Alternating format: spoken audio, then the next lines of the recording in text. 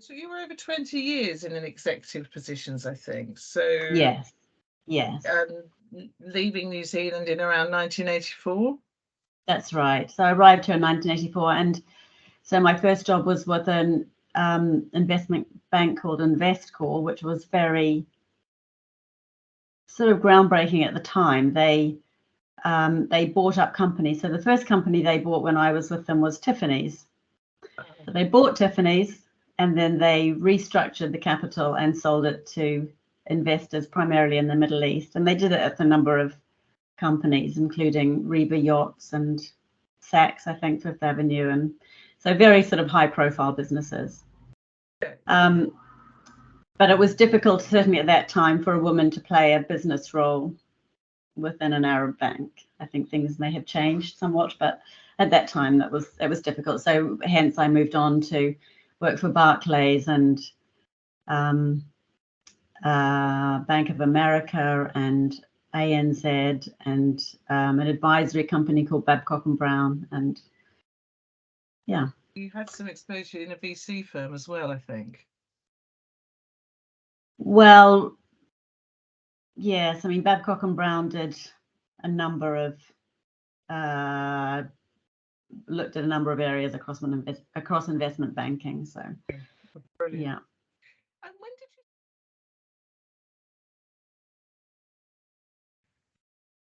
you? It was really the flexibility.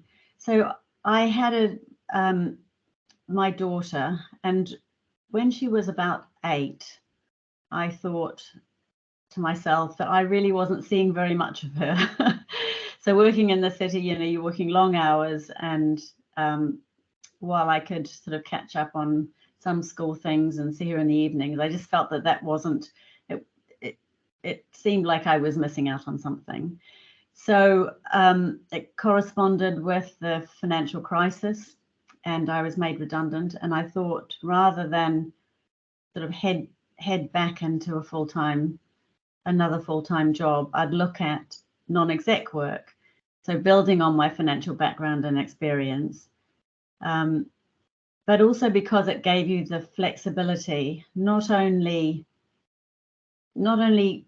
time-wise, so sort of two ways time-wise. One was that you could choose how many non-executive roles you wanted, and so you could flex your time in that way.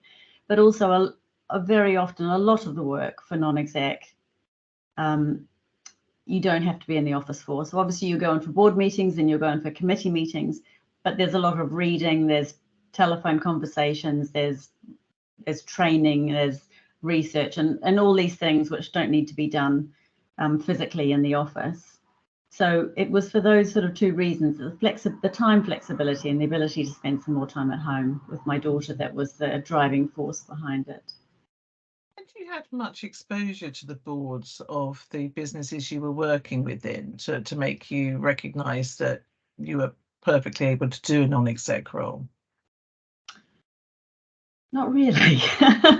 I suppose it was speaking. I spent quite a bit of time just speaking to people and trying to find people that I knew that were on boards, or that knew people on boards, or that I remember spending quite a bit of time speaking to someone who did training for people who were on boards, and just learning what boards did, and then feeling that I could see no reason why I couldn't perform one of those roles as well.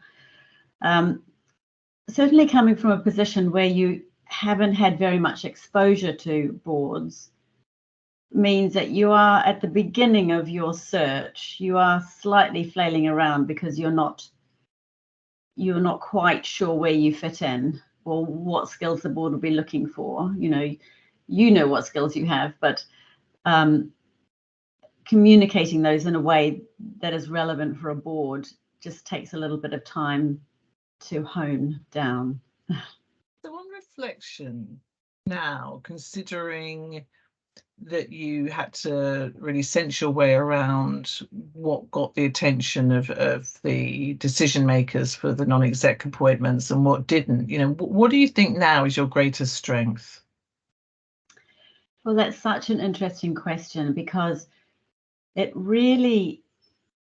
very different for different boards, but I have found that being an accountant, being a qualified accountant, chartered accountant, has meant that certainly, and I've been interested in an audit chair role, and I have that's been sort of my primary role on the boards I've sat on.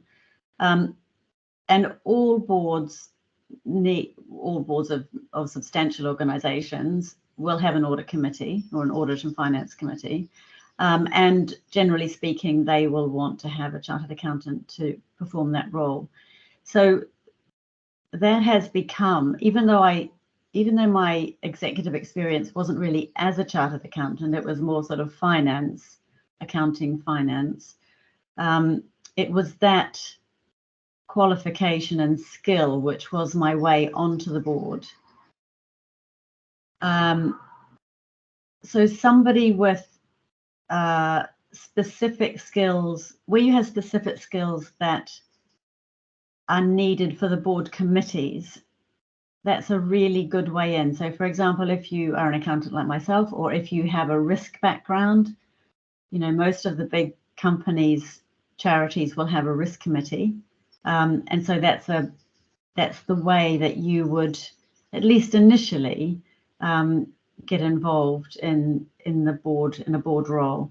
And it's good to go in, if you can, chairing a committee or on a substantial committee, because it's a way to learn a bit more about the organization. You obviously learn things as a board member just sitting on the board meetings, but the committees deal with things in a lot more detail. So it's very good if you can also have a role on a committee. And have you seen the need for different areas of expertise be more appreciated, such as people with strong technology backgrounds or human resource backgrounds? Have you noticed a development in that area? Technology, definitely. I think there's been a lot of talk over the years about, do boards really need someone with a technology background or an IT background, because you can use advisors for that. So you can have advisors come to your board meetings and present, and they may well be, that they work in the company part-time advising your head of IT. But I think that it has become such an important area, both, and such a big risk area, that boards are valuing someone with that background a lot more. So professional qualifications, professional expertise, willingness to share it and apply it to a relevant organisation should be really in your mind as you start to focus towards the organisations where you think you're going to have a higher chance of success. Yes, and if you're approaching a board role sort of later on in your career, where you have a C-suite role, so if you're a CFO or a CRO, or that is a much easier route to a board role, just because people know what you have, they know what you've been doing. If you don't come at it from that way, which I didn't come at it from that way, it's more a case of sort of really thinking about where you're adding value, and then applying it to whichever board role that you are interested in, so that when you come for your interview, you're able to say, this is my background, this is how I would apply it to your organization, and this is what I think I would add, because you will really have to explain yourself and sell yourself a lot more than if you've come from a C-suite role. So it's also often said that you should have an interest in the organisation where you're serving on the board. I mean, has that always been the case for you, or have the board's opportunities come to you and you've had to think about whether you're interested in them or not? I mean, ideally, if you have an interest, a particular interest, and you go straight onto a board that gives you sort of exposure to that, then that's excellent. For me, I wanted to start off with a role in financial services, but not being a CFO, it was very difficult. So I think one of the tips I would give people is that, you can start out by having something in mind, and it may well be that stays in your mind until there's a general direction, but you may need to be a little bit more flexible at the beginning for board roles just to get some experience. So I started out on the board of a mental health trust. That was my first role, and I was interested in mental health, but it was something that just came up, and I thought that it sounded interesting, and everything sort of worked. And then I was on the board of a housing association, and board of a charity, and a board of a refuge, and a board of a company that used to be part of the civil service and provided leisure activities for originally civil servants and then more broadly. And then I had a role after that in financial services, because I could sort of talk about what I had done. So it may be that you need to be a bit flexible about the boards you go on, and indeed you might find that one of those boards that you weren't expecting to enjoy, you really do enjoy. So, you know, sometimes it's good to get out of the view that you initially hold.